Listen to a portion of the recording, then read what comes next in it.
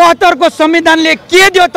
अब हाम्रो नेपाली छोराछोरी कति जलाउँछौ रे, कति जलाउँछौ, कति यो मन जलाउँछौ, कति गोली पड्काउँछौ? अहिले पनि राजाको दैनिक आम्दानी हेर्नु भने 5 देखि 6 करोड होला। ल्याम्बोर्गिनी गाडी चढेर मर्सिडिज चढेर उनी जे पनि गर्न सक्छन् एउटा कुरा हैन। मान्छे व्यक्तिगत विलासिताको कुरा गर्ने हो भने हुन्छ भने तपाईको सुन्नु सुन्नु यहाँ म भन्छु तपाईलाई एउटा कुरा सुन्नु। ए अराजकता कसले मचाएको छ? यहाँ कसैले मचाएको छ? सुन्नु एउटा कुरा हैन अराजकता यहाँ तोडफोड भन्छ। तपाईहरु जनताले जानी जानी बुझ वचन नबुझ भने अराजकता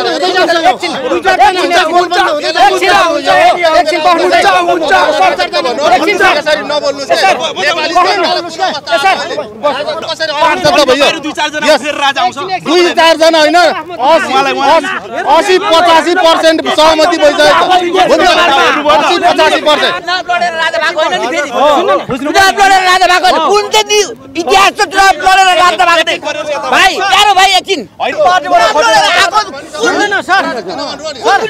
तोडफोड गरेछौँ, आगजनी गरेछौँ हो त्यो भन्नु न भरु अराजक नभन्नु। अराजक भनेको के हो?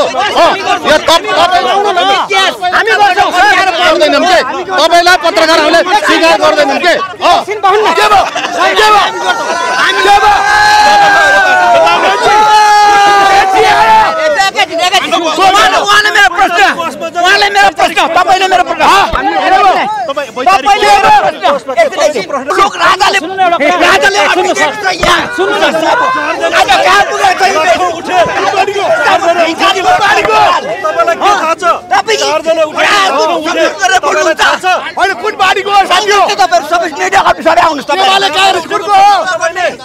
राज्यको चौथो अङ्ग तपाईहरु पत्रकार हो।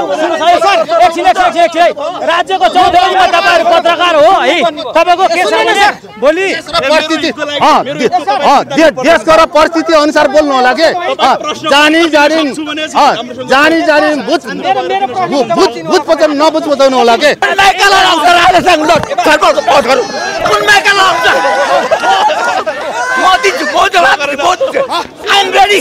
I am ready. राजाको बारेमा तपाईले यसले राजा आउँदैन बताओ, राजा आउँदैन बताओ, अरु कुरो छोड दो। हामी गरो 2050 देशको बीचमा विशाल देशको बीचमा तपाई नेपालमा 20 वर्ष छोड्न नसकेर विशाल नेपालको कच्चा कार्यकारी प्रधानमन्त्री आयो भने हामीले 5 वर्षमा फेर्न सक्छौं। तर राजा आयो भने किन सक्छ? त्यसलाई आइसिले किन्छ, डलरले किन्छ, प्रलोभनमा पर्छ।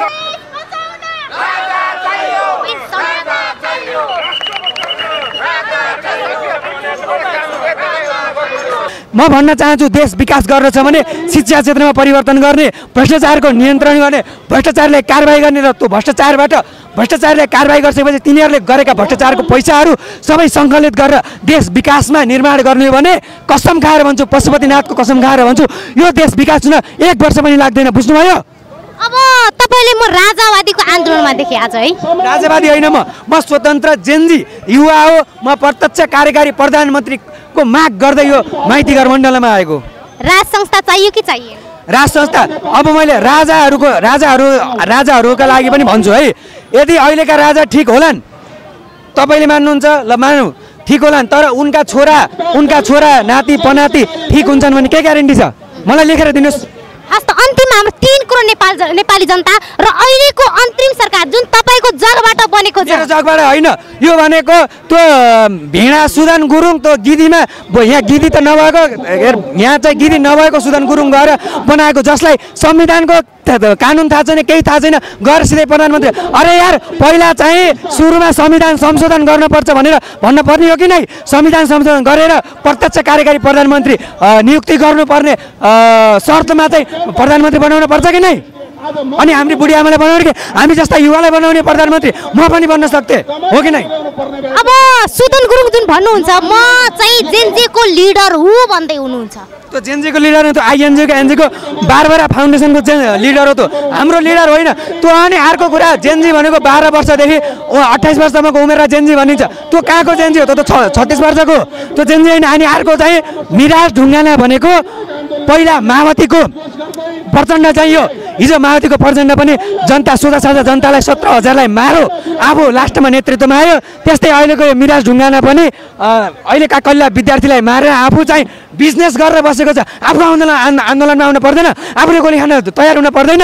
उहाँ पार्टी खोल्छु भन्दै हुनुहुन्छ। यो अवसरवादी हो। पार्टी खोल्ने तिमीहरूले गोली खाएको, तिमीहरूको सन्तानको रगत भएको छ पार्टी खोल्न आन्दोलन भएको, भ्रष्टाचार नियन्त्रण गर्न आन्दोलन भएको। अनि पार्टी खोल्न तिमीहरूले एक मत पनि ल्याउँदैनौ, म लेखेर दिन्छु।